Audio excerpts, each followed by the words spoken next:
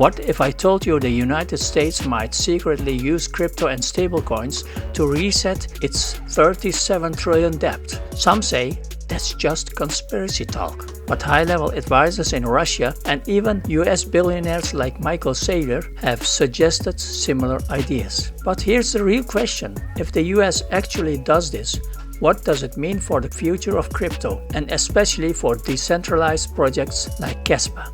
Today, we're going to break this down in simple terms, what a US debt reset could look like, why stablecoins matter, and how it could open the door for Kaspa to play a surprising role. At a recent forum in Russia, one of Putin's senior advisors claimed that the US is preparing to use crypto and stablecoins to essentially dilute its massive debt.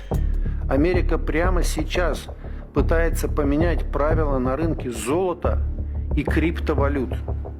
Вспомните, какой у них долг. 35 триллионов долларов. В общем-то, это два альтернативных валютному сегменту мировых рынков. Действия Вашингтона в этом направлении отчетливо демонстрируют одну из главных американских задач.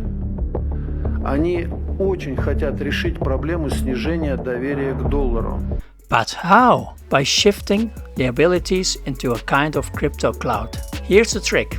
Instead of paying back debt the hard way, the US can just create more digital dollars through stablecoins. That way, the 37 trillion becomes easier to manage. Not because it disappears, but because its real value is devalued through inflation. This isn't new. The US has been using inflation as a debt strategy for decades, but stablecoins would allow that same trick to spread worldwide, exporting the cost of inflation to anyone holding dollar-backed tokens. With stablecoins, every time someone uses USDT or USDC, they're indirectly holding US debt. That means the US doesn't just share inflation with Americans, it shares it with the entire world. But here's the problem: trust. Stablecoins depend on issuers like Tether or Circle, and history shows governments can change the rules overnight. Remember when the dollar was backed by gold? Until 1971, when Nixon cut the link. The strength of a nation's currency is based on the strength of that nation's economy. And the American economy is by far the strongest in the world. Accordingly, I have directed the Secretary of the Treasury to take the action necessary to defend the dollar against the speculators. I have directed Secretary Connally to suspend temporarily the convertibility of the dollar into gold. The same thing could happen with stablecoins. To the rest of the world, it looks like a digital dollar rug pull waiting to happen. So, what does all this mean for Kaspa? Kaspa is not a stablecoin and it's not controlled by governments or corporations. It's a decentralized proof-of-work layer 1 network designed for fast, scalable transactions. If the US pushes the world deeper into a stablecoin system, trust in those coins will eventually erode. And when it does, people will look for alternatives, assets that can't be inflated or manipulated by politics. Bitcoin is the obvious choice, but Bitcoin has limitations, slower transaction speed and scalability issues. That's where Kaspa comes in. Kaspa combines Bitcoin-like decentralization with near-instant confirmation times and the ability to handle massive scale. It's built for an economy where speed and trust matter just as much as security.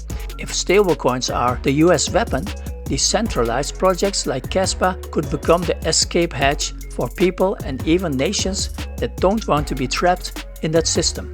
Think about it. When inflation becomes a global tax, when trust in dollar-backed coins weakens, capital needs a safe place to go. Gold will get some of it, Bitcoin will get a lot of it, but Kaspa, with its unique architecture, could capture value as the next evolution of decentralized money.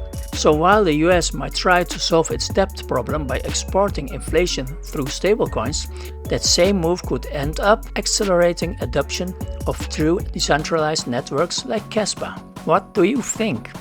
If the US resets its debt with stablecoins, does it strengthen Bitcoin and Kaspa or tighten America's grip on the world economy? Drop your thoughts in the comments. Smash that like button if you found this useful, and don't forget to subscribe for more deep dives into crypto and Kaspa. See you in the next one.